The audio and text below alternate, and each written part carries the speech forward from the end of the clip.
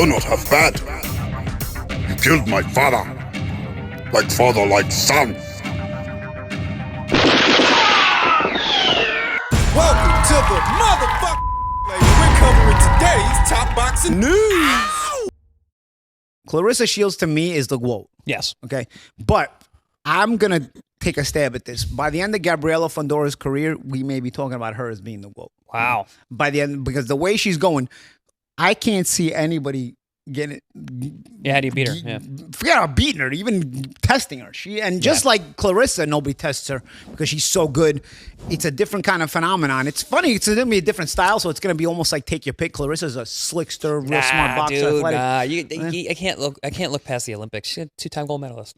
Yeah. That's big. Yeah, but Fundora turned pro young. I mean, she wouldn't have went to two Olympics. At the time, Claressa, you had to kind of build your name up in the amateurs for the women. Right now you don't have to stick around for two Olympics if you're a woman. You can turn pro sooner. So it's also the times are different. It's going to be one of those debates that's always going to be a debate. But I think it's also going to hurt her because what her talent pool, similar to Claressa, is very small. House 8649 says she's beating up small opponents. And what does Claressa Shields' army of mouth breathers think she's doing?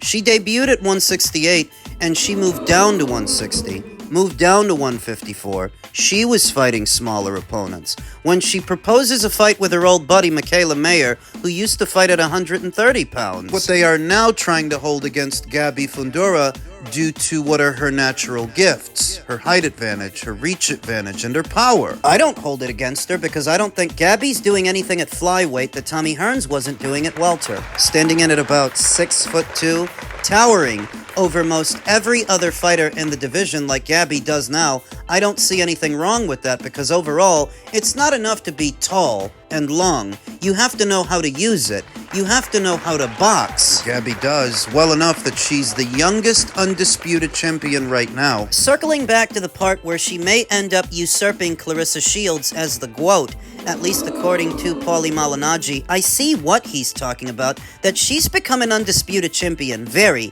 very early in her career, and she could very well do it again at light flyweight, because she's talking about moving down. If she does, there are only two champions there to go through, and I give Gabby good odds against the both of them.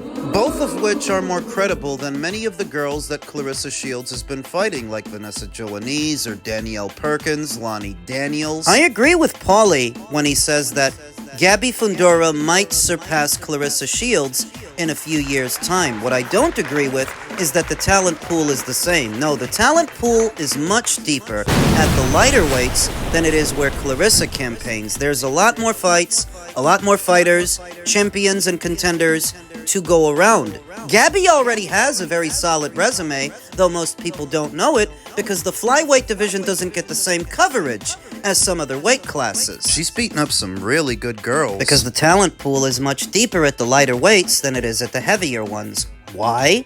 Well, most women that actually have some athletic ability generally don't weigh that much. The kind of women that might register as a light heavyweight or a heavyweight generally don't box. They're just fat.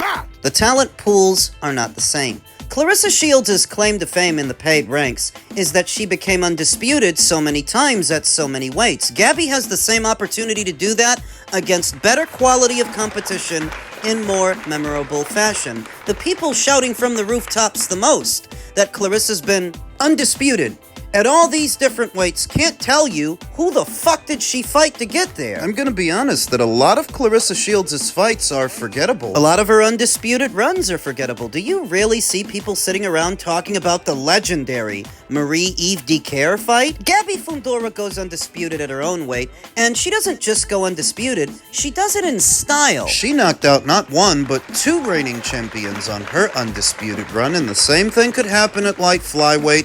The same thing could happen at Superfly. I see the vision because there are not a lot of girls between light fly, and Superfly that you could give a fighting chance against Gabby Fundora. The only one that comes to mind is Mizuki Hirita. And we're not on the eve of that fight. And she's in a very deep division herself. She has to stay champion. She has to stay in the winner's bracket. For that to stay a conversation.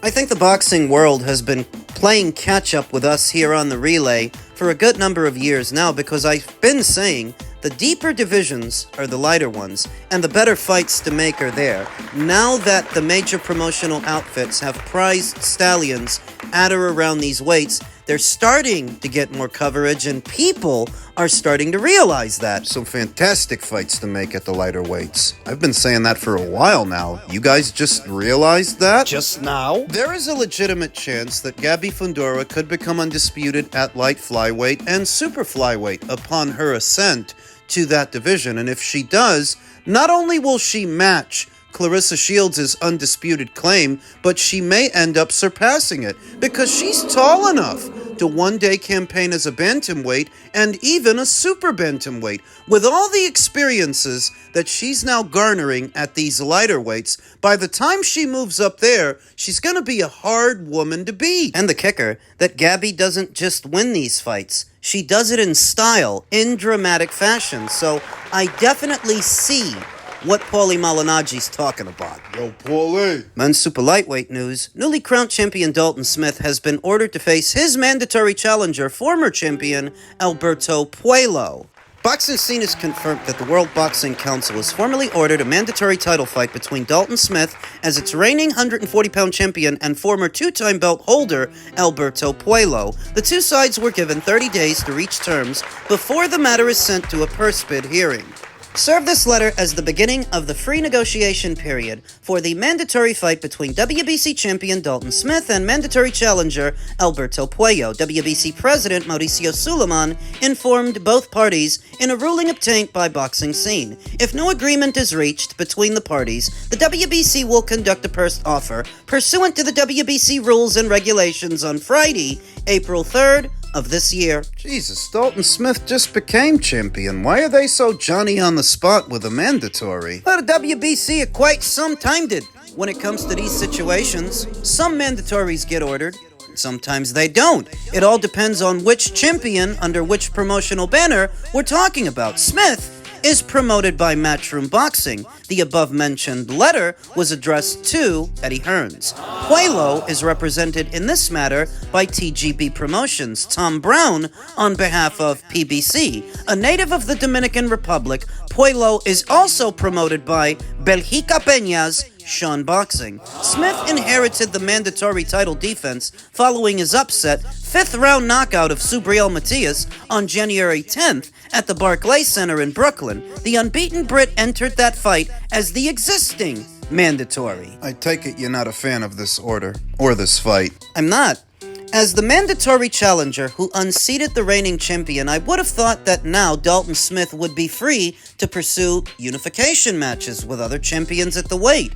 I would prefer that than a pointless formality fight against Puello.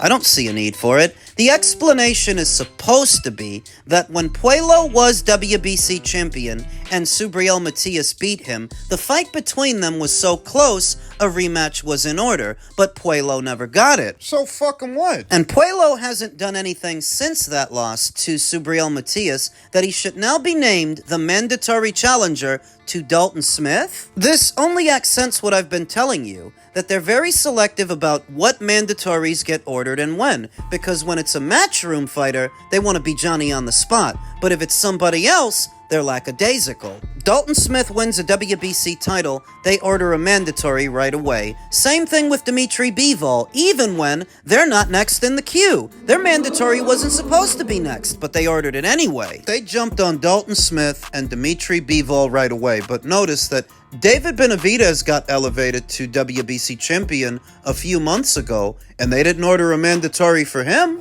They let him do whatever the fuck he wants, what he's about to do. Move up to cruiserweight and fight for 2 other titles. And they're not bothering him. They're not bogging him down with mandatories like they are these guys. When Shakur Stevenson moved up from lightweight up to super lightweight to fight for the brown belt, the World Boxing Council had the audacity to try to charge him a sanctioning fee to keep his belt at 135. Now I wonder, are they doing the same thing to David? Because I don't get the impression they are. Double standards. Dalton Smith preparing for summer homecoming against Alberto Puello. Fuck me, that's a tough fight. That's a tougher fight than Subriel Matias. It is. That's a tough fight, boy. Like I was there. I've said this a few times, but I was there for Puello against Matias. I thought Puello won that fight. He won that fight. He beat Gary Antoine Russell. Like, ain't no joke, you know. Honestly, ain't no joke. This is gonna be a tough one. I mean, can Dalton beat him? Yeah. Dalton's look, he fucking stopped Matias. Dalton's very good. The crowd's on his side, but this is a horrible first defense. Of all the fucking fights you can have, this might be one of the worst at 140 is your first defense. Not even a gimme first defense. That is a stout observation from Mr. Ade Oladipo. That is not an easy fight for Dalton Smith by any stretch. Even though he beat Subriel Matias, triangle theories don't work. Cause you beat Subriel, and Subriel quote-unquote beat Alberto Puello, that doesn't mean that you beat Puello. Styles make fights. This is another one of those instances where I've got to pull the chart out. Alberto Puello is best described as a pure boxer. Dalton Smith is best described as a boxer-puncher. And Subriel Matias is best described as a pressure guy. Dalton's style has the drop on Subriel's style. Subriel's style has the drop on Alberto's style. And Alberto's style has the drop on Dalton's. Not an easy fight for Dalton Smith by any stretch of the imagination. I think some home cooking, a hometown decision, is in order because, understand, Pay attention. Alberto Puello was able to take Subriel Matias' power for 12 rounds. He didn't go down, and he didn't go out. Landing punches for Dalton is going to be even harder because Dalton's not a pressure guy. He's not as aggressive, not as prolific within a round, not as much of a combination puncher as Subriel Matias. So if Alberto was able to endure that guy's work rate, he might be able to more than endure Dalton's. It's not a good stylistic matchup. An example of what usually happens when a pure boxer fights a boxer-puncher is what we just saw in the Stevenson versus Lopez fight. The other reason I don't like this one. Pure boxer versus boxer-puncher doesn't generally make for a very exciting fight, a very fan-friendly fight. Not only do I think it's unfair for the WBC to immediately bog this guy down with a mandatory, but generally, I don't like the fight.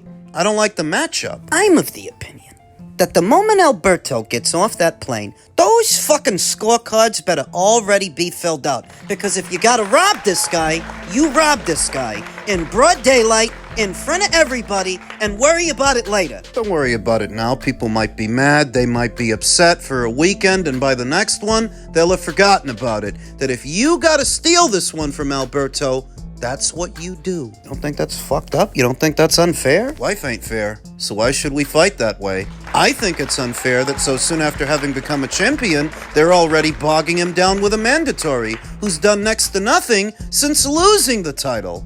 I would call that unfair.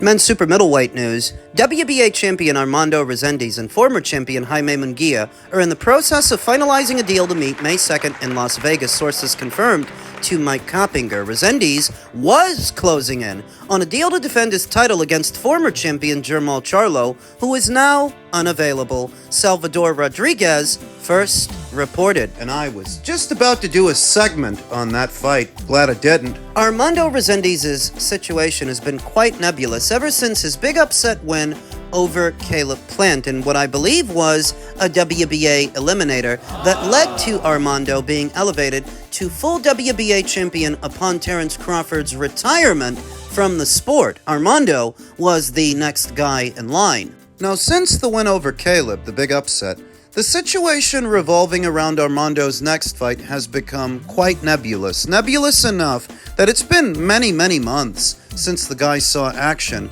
and a good number of names have become attached to his, none of which resulted in a fight, because initially it was supposed to be Puerto Rico's own Edgar Berlanga he was fighting.